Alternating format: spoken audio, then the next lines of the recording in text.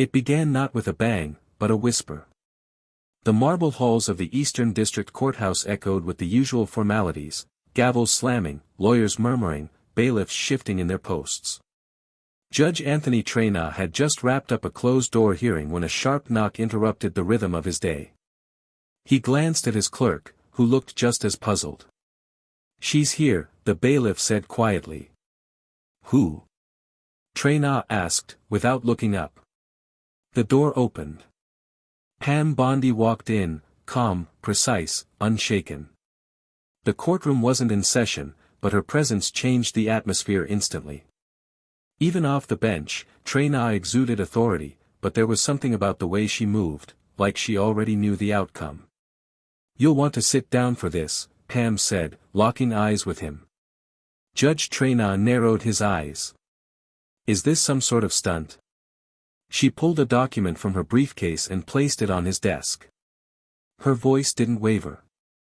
"You're being placed under federal investigation for obstruction of justice, abuse of judicial discretion, and unlawful coordination with political actors. Effective immediately, I have full authorization to execute a temporary detainment order." Trenga stood slowly, his jaw clenched. "You can't do this. I'm a federal judge." Bondi leaned forward, just enough. "Exactly. Which is why it's being done by the book." Behind her, 2 U.S. Marshals entered. Silent. Ready. The courtroom may have been empty, but the silence that followed felt like an earthquake. Judge Trenga's voice cracked through the tension. "This is political theater. You're making a mockery of the entire judicial system." Pam Bondi didn't flinch. She motioned to the marshals. "Proceed." One marshal stepped forward, gently but firmly taking Trenga's arm. The judge recoiled. "You lay a hand on me and you'll what?" Bondi interrupted, her voice slicing through his threat. "Issue another sealed order behind closed doors. That era is over." The clinking of the handcuffs was louder than it should have been. Cold, metallic, final. The hallway outside had filled with murmurs, clerks, attorneys, security staff, all pulled toward the unexpected disturbance.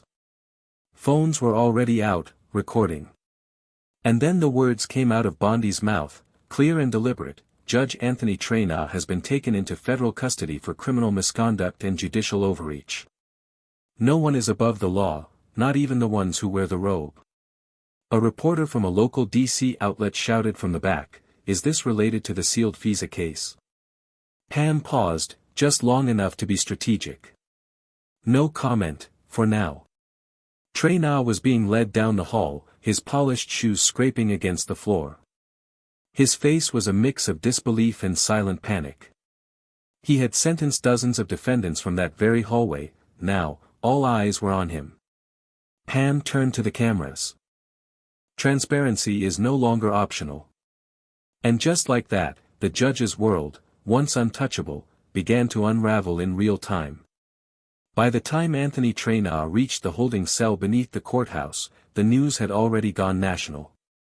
CNN, Fox, MSNBC, all running breaking banners: "Federal Judge Trenga detained, Pam Bondi leads stunning arrest." Inside the gray cinderblock room, the man who once ruled courtrooms now sat on a metal bench, stripped of his robe, his phone, and his illusion of control.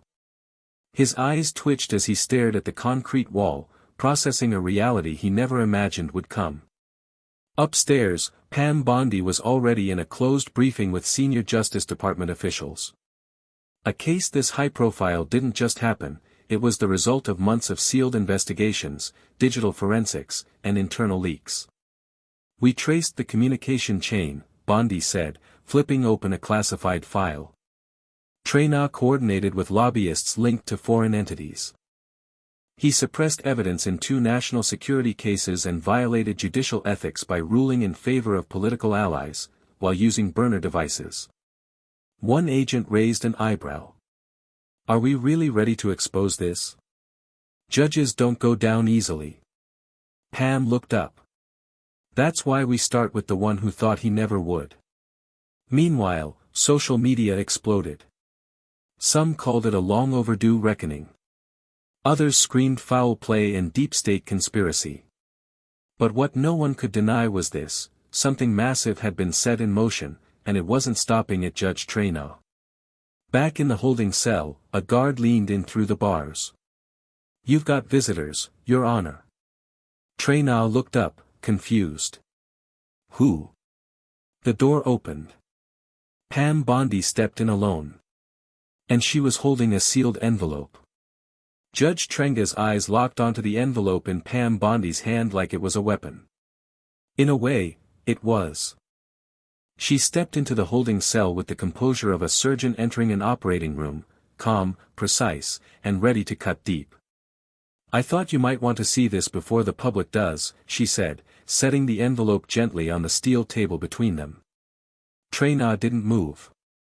"Go on," she added. "Open it." His hands hesitated, then slowly reached forward. The envelope was thick, weighted with documents, transcripts, and the kind of information that could burn reputations to ash. Inside were pages of authenticated emails, secret recordings, internal memos, evidence of judicial manipulation spanning years. It included a transcript of a call between Trenga and a defense contractor's attorney, arranging favorable rulings in exchange for financial backing to a quiet political action committee. "You had people locked away while you played puppet master for private interests," Pam said, her voice steady. "This goes beyond corruption, Judge. This is national security." Trenga's face shifted from indignation to something far worse: fear. Real, human, unfiltered fear. He set the papers down and looked up. "You don't understand what you're doing. You're triggering a chain reaction you can't control." Pam raised an eyebrow. "No. I'm cleaning up the one you thought no one would ever uncover." She slid a small recorder onto the table. "Would you like to make a statement?" she asked. Trenga leaned back in the chair, suddenly older, smaller, diminished. "I want immunity," he whispered. Pam stood. "You'll get justice." And with that, she turned and walked out, the door locking behind her with a hollow metallic thud that echoed like a final verdict. As Pam Bondi exited the holding area, her phone buzzed with encrypted alerts. Washington was spiraling. In a matter of hours, Judge Trenga's arrest had cracked open a vault no one was ready for. Law firms were scrambling. Lobbyist offices went dark. And inside Capitol Hill, a dozen senior officials suddenly rescheduled public appearances. Pam met with her team in a secured briefing room deep beneath the Department of Justice. "The Trenga tapes are authentic," her lead investigator confirmed, pointing to a series of redacted screenshots. "But it gets worse. He wasn't working alone." Pam narrowed her eyes. "How many?" 3 other federal judges, 2 members of the Intelligence Committee, and someone from within DOJ, possibly high-ranking. A cold silence fell across the room. "What do we have on them?" "Not enough to arrest, yet. But Trenga may talk." Pam tapped her fingers on the table. "He asked for immunity. He knows he's only the tip." Meanwhile, in a private estate outside D.C., a former senator stared at his television as Bondi's press conference replayed. "She's going to destroy all of us," he muttered to the others in the room. Another man, older, more composed, poured himself a drink. "Then we do what we always do." A third leaned in. "And what's that?" The man smiled, but it didn't reach his eyes. "We remove the threat." Back in D.C., Pam stepped outside the DOJ building into the swarm of flashing cameras and shouted questions. She stopped, looked straight into the nearest lens, and said just one sentence: "If you think this ends with Trenga, you haven't been paying attention." That night, Pam Bondi's security detail was tripled. Not because she requested it, but because someone inside the DOJ flagged an encrypted message intercepted by federal cyber intelligence. A contract. Her name. A 7-figure offer. "We don't know who authorized it," her lead agent said quietly. "But this wasn't posted on some back-channel forum. This came from a closed government loop, deep access, above your clearance. Pam didn't flinch. Then get me someone with the clearance. Within an hour, she was face to face with the Deputy Director of National Intelligence. He wasn't smiling.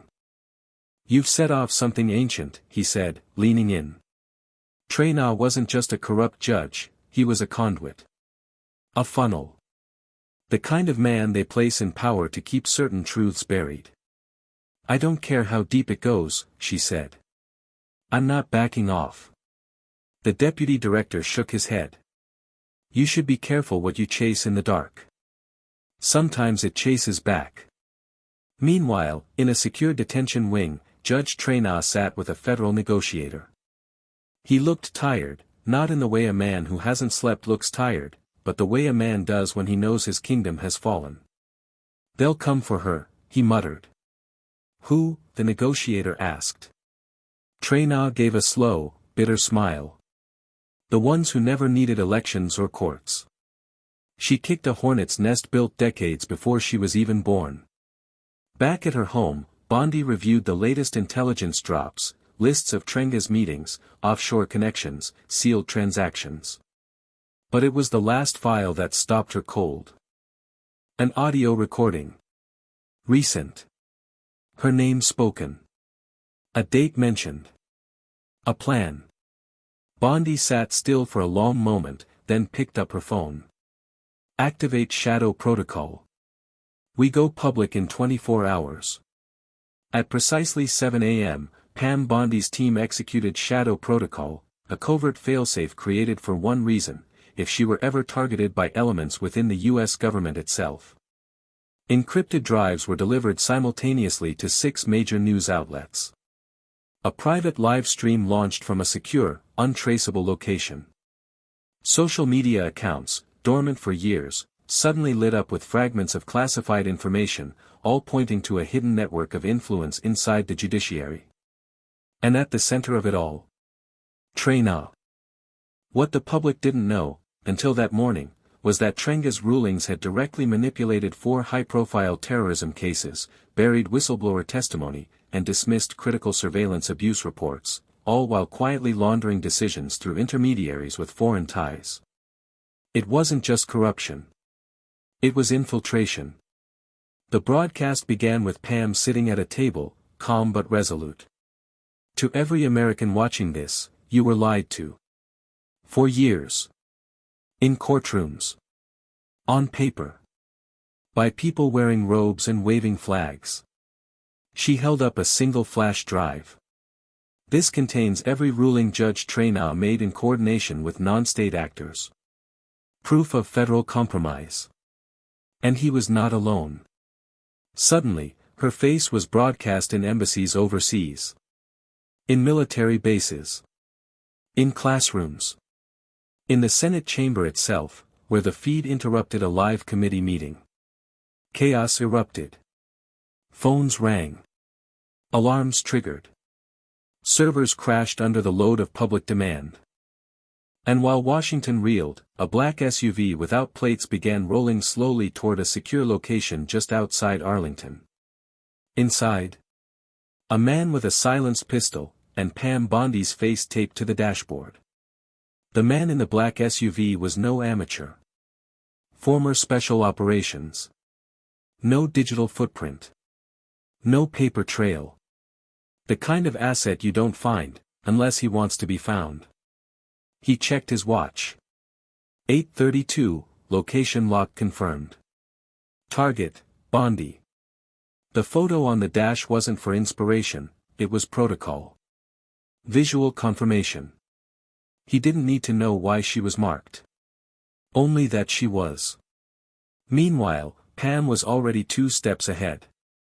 She'd moved to a safe house under federal protection just outside Quantico, one that wasn't on any government registry. Her most trusted contact had personally swept it for bugs. But trust, she was learning, was a dwindling currency. In the war room of the safe house, she reviewed a new feed. Facial match confirmed, her analyst said, zooming in on surveillance from a gas station camera 2 miles from the perimeter. The assassin had just fueled up. He wasn't hiding. That was the message.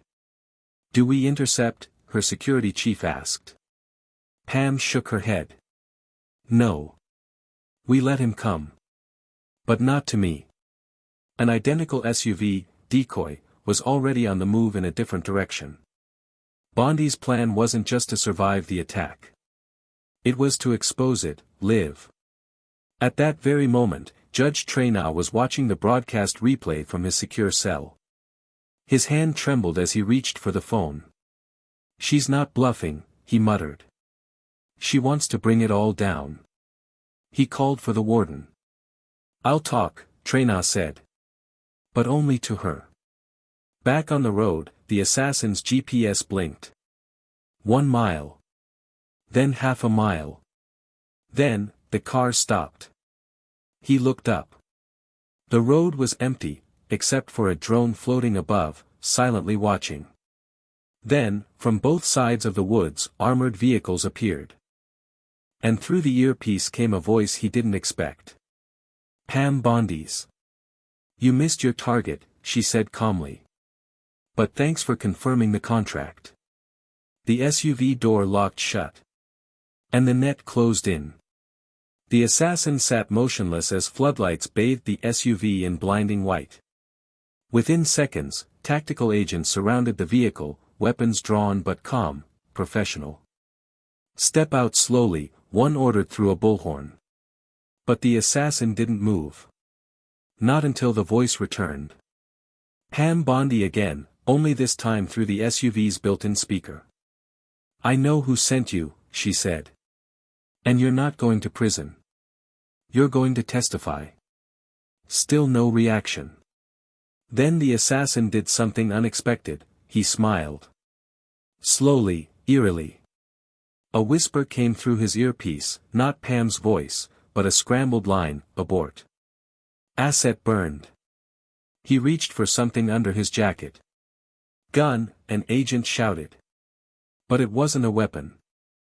It was a thin metal key. He jammed it into a port just below the dash. Boom. A controlled EMP pulse fired from the SUV, knocking out all surveillance and communications in a half-mile radius. The SUV went dark. So did the agent's radios. Total blackout. But Pam Bondi had planned for this, too.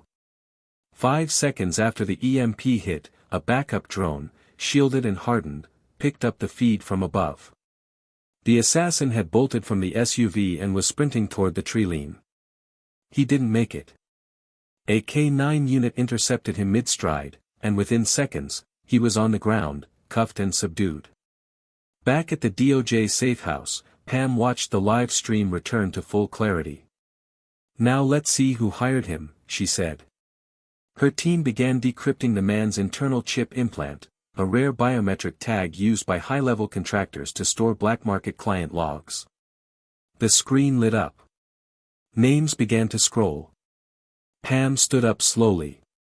One of them made her eyes narrow. "No," she whispered. Because the last name on the list was a sitting U.S. Supreme Court justice. The room went still. Pam Bondi stared at the name glowing on the monitor, Justice Ronald Wexler, one of the longest-serving members of the U.S. Supreme Court. Respected. Untouchable. Or so everyone thought. Her chief investigator leaned in. "There's more." He pulled up archived communications tied to the chip. Encrypted directives. Account transfers. A digital trail linking Wexler to Judge Trenga, and several other sitting federal judges. The rabbit hole had just turned into a sinkhole. "Is this enough?" someone asked. Pam turned sharply. "It's not a question of enough. It's a question of now." The next morning, Bondi walked straight into the heart of the storm, the Supreme Court itself. She didn't wait for an appointment. She entered the building flanked by federal marshals, armed with two things, a warrant and the full backing of the Department of Justice. The halls went silent as whispers filled the marble chambers. In Justice Wexler's private office, he was already waiting. "You came faster than I expected," he said coolly, sipping from a porcelain cup. "You're under investigation for conspiracy, obstruction of justice, and attempted murder by proxy," Bondi said, placing the warrant on his desk. He set the cup down. "Do you have any idea what you're doing?" Pam stared him down. "Yeah. I'm doing what every American was told could never be done." Wexler's calm cracked. "You'll shatter the country." "No," Pam said. "You already did. I'm just showing the cracks." Minutes later, as Wexler was led out in cuffs, cameras caught the moment live. It trended globally within minutes, #JusticeFalls. In the days that followed, a sweeping judicial probe engulfed Washington. Trenga's testimony opened doors no one thought could be opened. Names fell. Power shifted. But it wasn't just about takedowns, it was about rebuilding. Pam stood before the press on the Capitol steps, bold and resolute. "The law is sacred, but only if it's clean. Today, we begin again." For the first time in a generation, the American public didn't just hear the word justice, they saw it.